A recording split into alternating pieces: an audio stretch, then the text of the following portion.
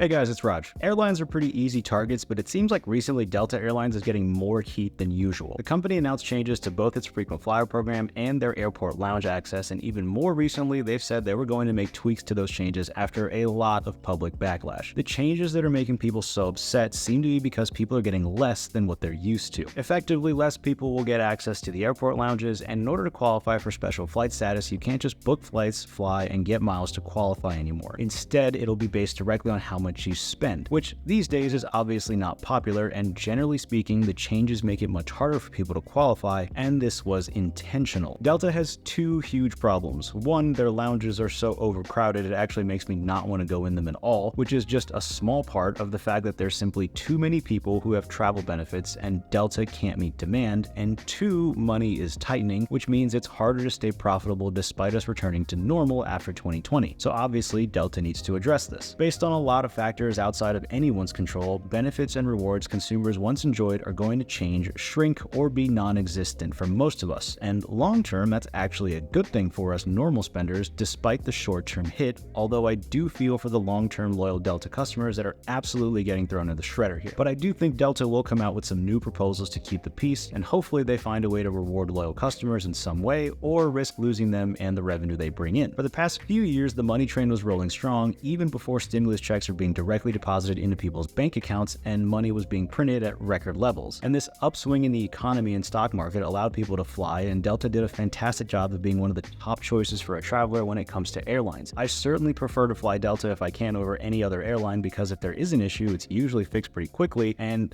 it's usually outside of Delta's control in the first place. I'm sure someone out there has had a terrible Delta experience, which you could probably say the same thing about any airline ever, but I will say Delta seems to be an airline that at least tries to be as good as possible. One way to measure this is by seeing how often an airline lands on time, and Delta has the best on-time arrival rates for a North American airline, which is just crazy given how ridiculously complicated and unpredictable flying can be. These airlines are literally carrying a bunch of humans, one of the most complicated and unpredictable things on the planet. A few years ago, I had a terrible experience with Southwest Airlines trying to get to my brother's wedding. Long story short, I missed it, and given what happened last year, it seems like nothing has changed for Southwest, and I would absolutely rather not fly Frontier or Spirit Airlines, because a nice way of putting it is that it's a little dehumanizing being on one of those planes. Now, in those airlines' defense, Southwest does serve smaller cities better than some other airlines, and Spirit and Frontier flights have some of the best prices I've ever seen, so they make flying accessible to a lot of people. But based on my personal experiences, I do have a preference. The problem for Delta is that they did too good of a job of being a top choice for many flyers, and because people flew with them so much, a ton of people qualify for frequent flyer programs, so they were somehow victims of their own success. I mean, have you ever really listened to what it sounds like when you board a Delta flight? There are so many levels of loyalty, the person at the gate can probably just make up a few for fun and no one would even notice. Now boarding Diamond Medallion, Sapphire Medallion, Emerald Medallion, Platinum Medallion, Gold Medallion, Silver Medallion, Bronze Medallion, Aluminum Medallion, Mashed Potato Medallion, and anyone that's ever had a credit card. Normal middle-class person just trying to get to a destination, you will be waiting a bit longer because Main Cabin 50 hasn't been called yet. By the way, if you're in that position, there is absolutely no way you are getting your carry-on board that flight, so you might as well just get it checked in right now. Alright, this next part might offend some people, but I think we all need a dose of reality. It feels like everyone who's upset about this just forgot that there's only 4 kinds of people on the plane: the pilots, the flight attendants, the normies like me in economy, and people in first class. Maybe 5 if you consider the humanoid reptiles that this lady ousted recently. You're either working on the plane or paying to be on the plane, and the company is incentivized to make sure that the people who pay more to be on that plane have the best experience possible because they contribute to the bottom line more than anyone else. This is exactly why Delta switched to offering flight status to people who spend a certain amount of money, and is likely just a result of a slowing economy. We as regular consumers apparently had it really good for a long time, but now times have changed and companies have to adapt, which